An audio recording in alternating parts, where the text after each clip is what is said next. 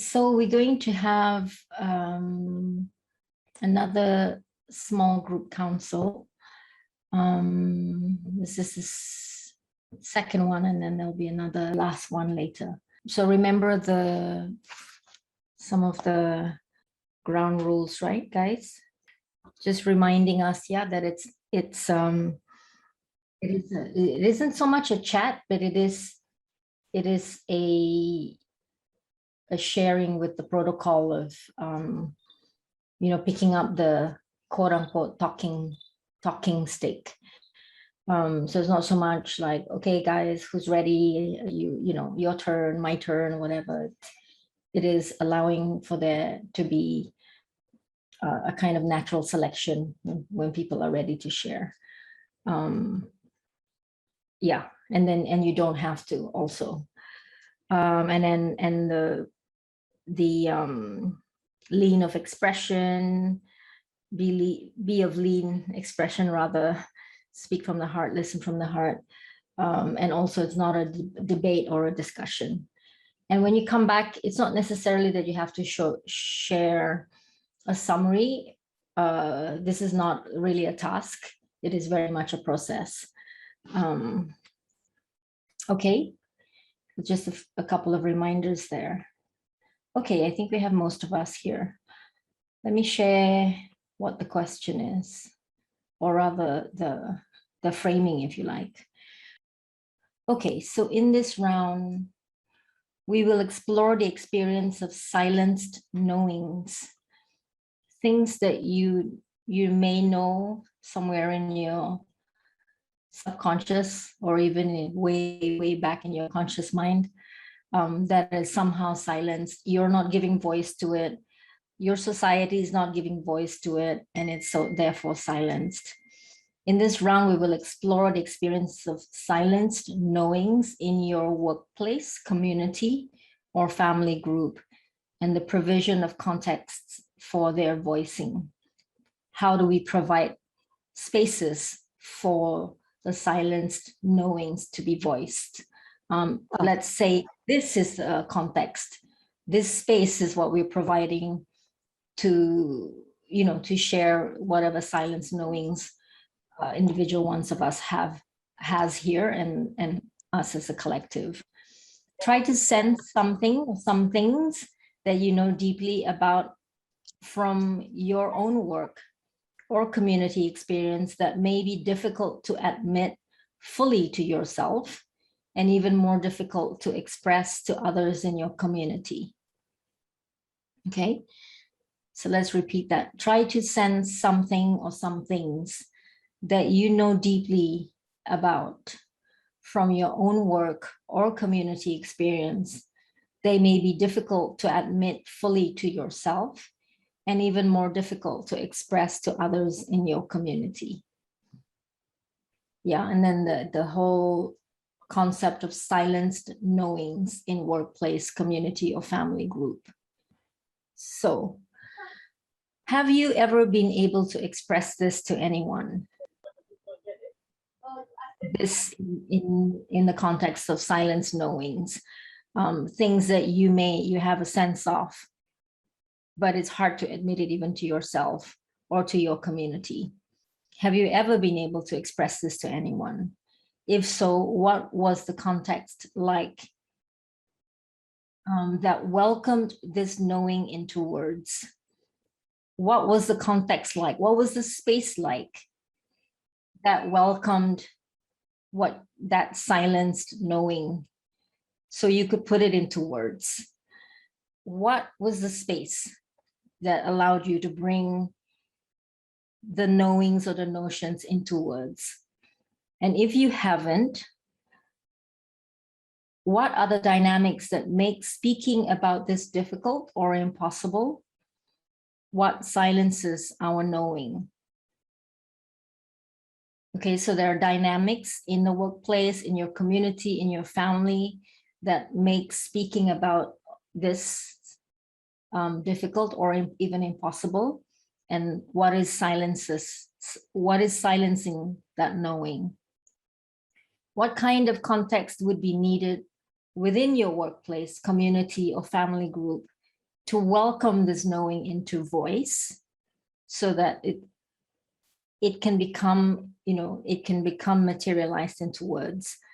That would release the hidden spring. So the spring, the mata air that is hidden, the hidden spring of creativity within this knowing.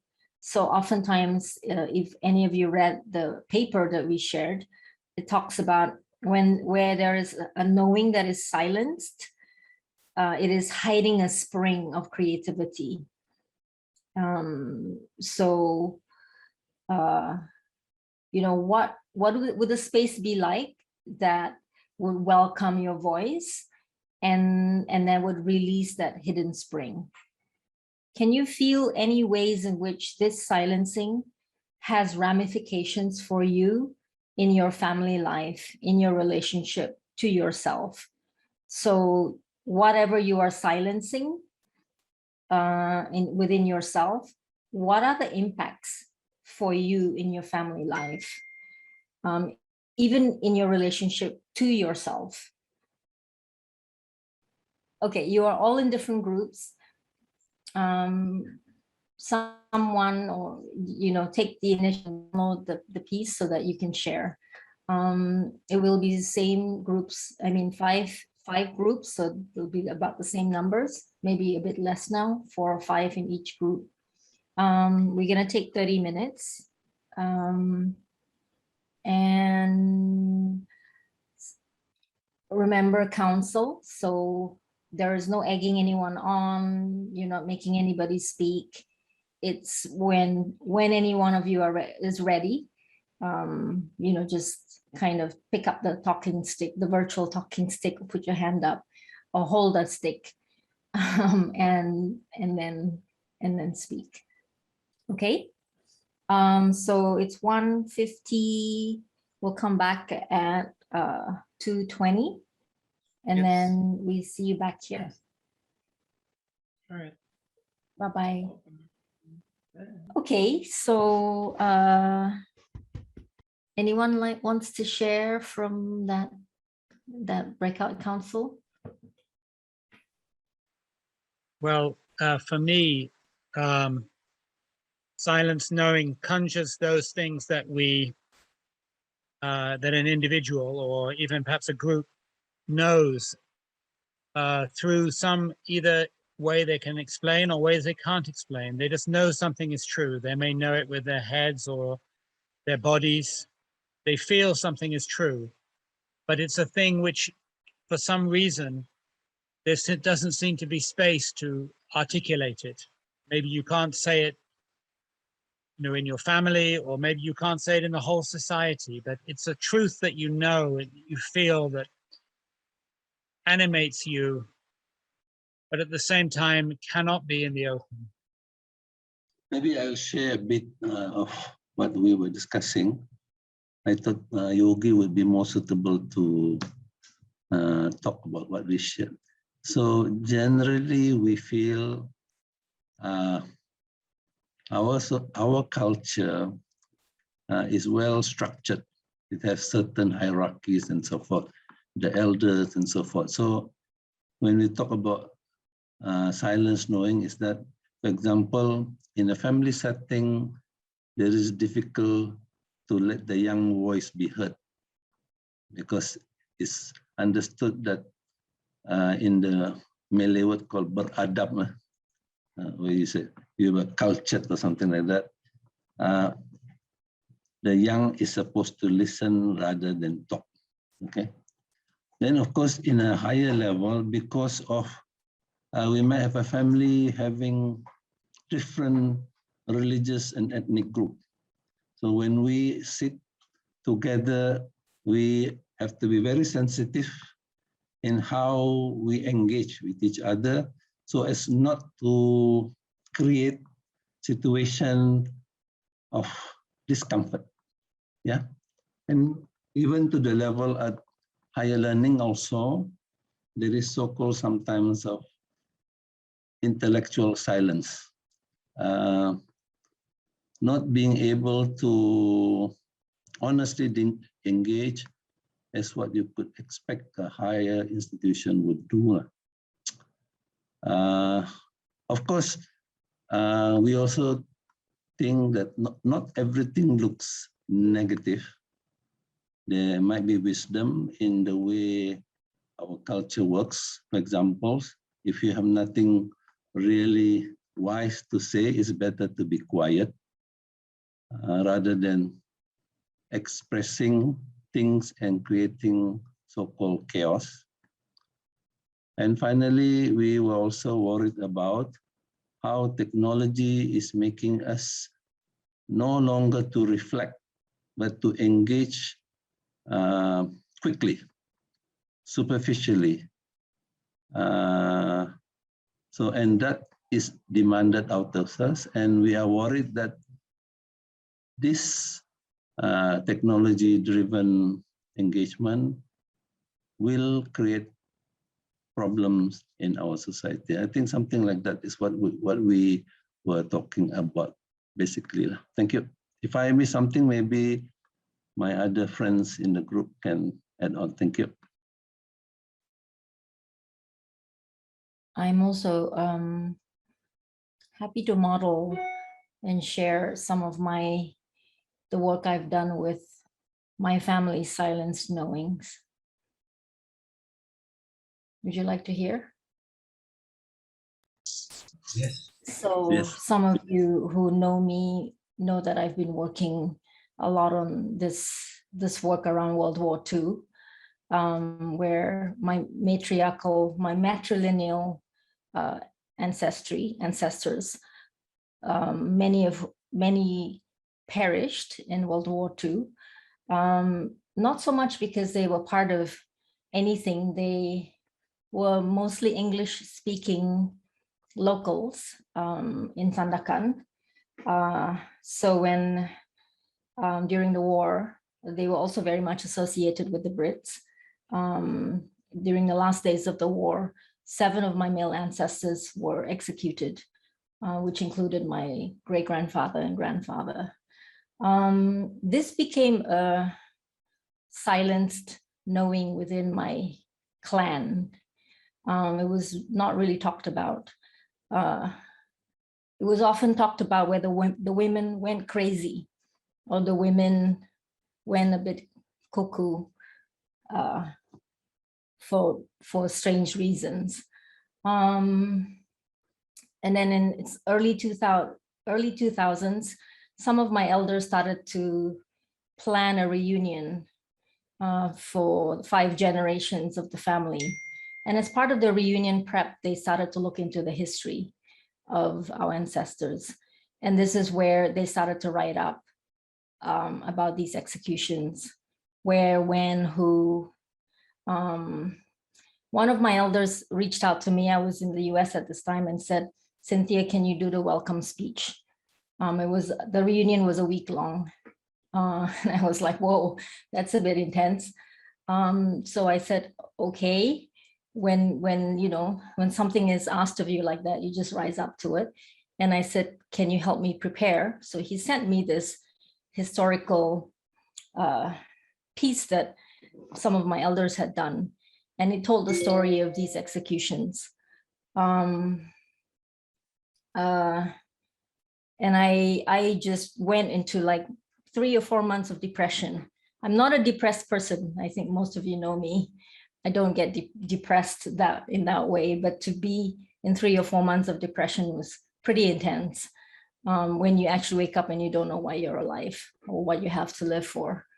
And I had to go into this place of connecting with that darkness, of having 7 of your male ancestors be beheaded within days of each other.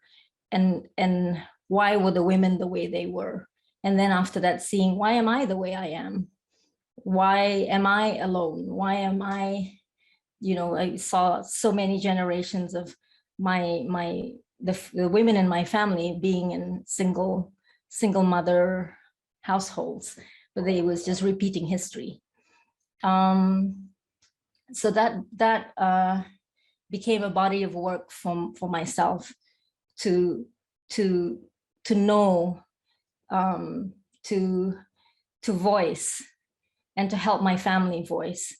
So then I started to see my mother talk about when her father was taken away and she was a small girl and she never saw him again. And you know, and then the first time I would see her cry, you know, these kinds of things. So since, I guess it's almost 20 years now, it's no longer silenced in my family. It can be talked about. And the hidden springs are, you know, it's tears, it's you know, it's pain, but there's also so much joy. And seeing the women find their softness, seeing the women find their vulnerability has been beautiful. And then connecting with that for myself. So that, I mean, it's a 20 over year body of work for me. And that's just personally. And of course, I've gone on to want to connect with the Japanese executioners, with the, you know, and, you know, so that it doesn't end with my family, because once it's unsilenced within the family, then the springs of you know, creativity are just bubbling and bubbling and bubbling, and you flow with it. So I think that's just, you know, I wanted to share that as an example of something that was silenced, not just by one person, but an entire family. And as this elder silenced it, then it's silenced intergenerationally. So if my grand-aunts didn't talk about it, my aunts didn't talk about it, we didn't talk about it, and the generation after us didn't talk about it. And now, you know, we've had now, I don't know, 8 reunions, and each reunion we talk about it. We even celebrate it. And I see the younger generations, the ones in their 20s and 30s now, actually knowing the history. So I hope that helps provide some understanding about what silence knowings are.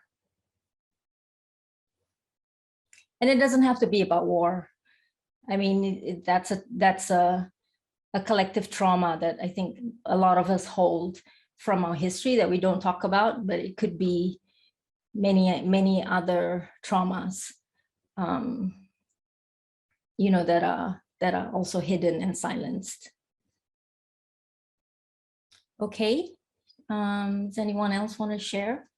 Let's take another, say, 10 minutes. Hey everyone. So I've spoken a lot over the last day about, you know, feeling like I lack like direction, and, you know, I like that sort of like soul searching, like search for like not feeling rooted, you know, that search for identity and things like that, right? And I was sharing with my group just now about how a lot of it has to do with like how I was raised, you know, like, and I think a lot of the times I tend to sort of like use it as an excuse, because I think if I'm being very honest with myself, right, like I get complacent at times, and I feel very comfortable with like just sort of like not planning ahead and like not setting goals and like not having a clear direction. But like when I'm being very honest with myself, the reason why I'm like that is just because I'm very comfortable at the end of the day, you know, like if I lose a job, I know I can find another one.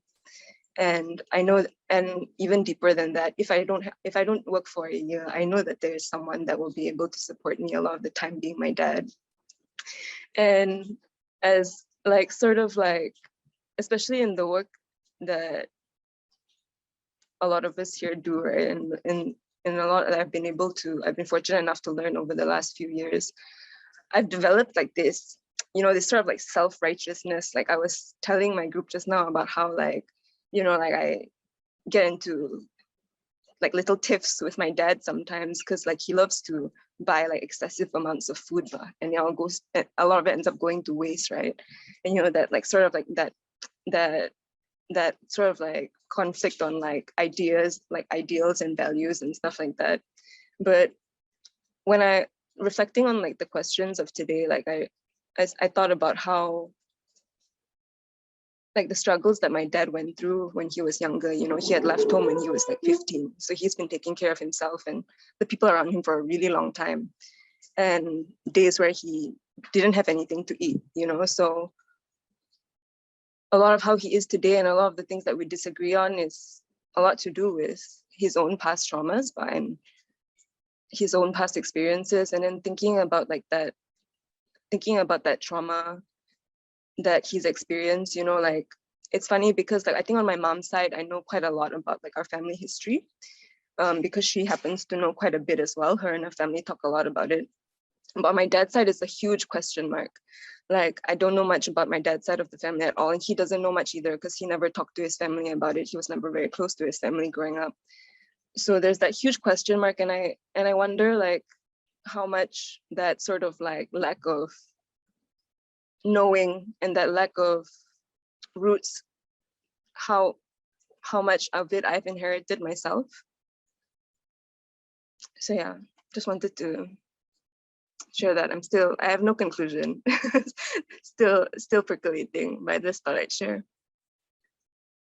Thank you, Emily. Are you guys getting a sense of silence knowings, you think? Let's share another example before we have a break. Maybe this is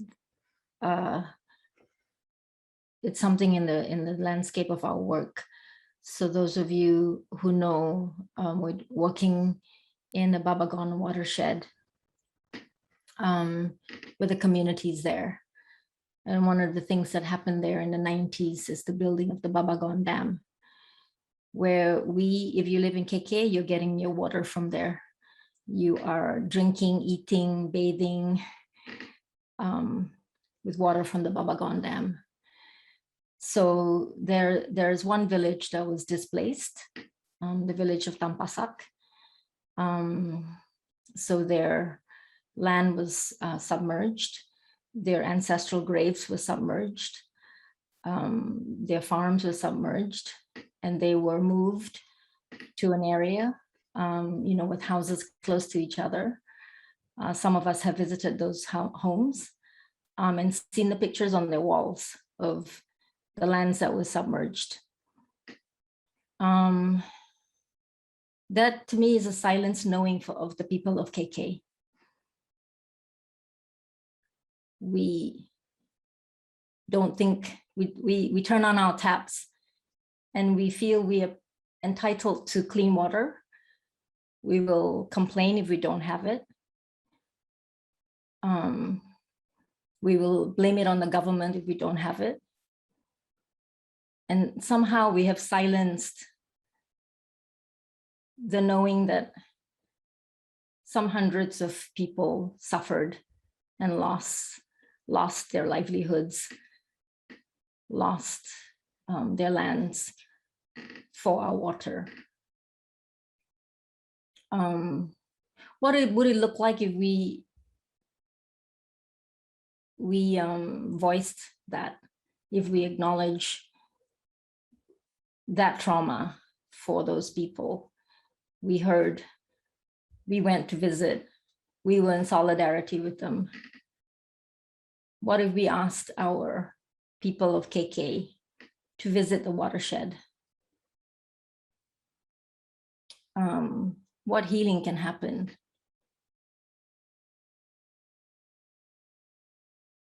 So I think in talking about ramifications and impacts of our silence knowings, whether it's within our family or our work or our communities, the ramifications for the future is something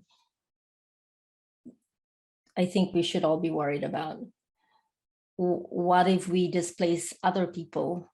We displace their livelihoods, we displace their lands, because we say we want to have a swimming pool, we want to have another golf course, We want to have the comforts that we think we should be entitled to. So these are, ramifications. When we're not making known these voices, and learning from them. When in facilitating this process with the government, and I asked once, is it possible that the government can apologize? And I was told, no, they can't apologize, because to apologize would mean they have to apologize for many things. Then I said, well, maybe we need to apologize for those many things. Anyway, so just some things to think about as we take a break. So let's take a break for 10.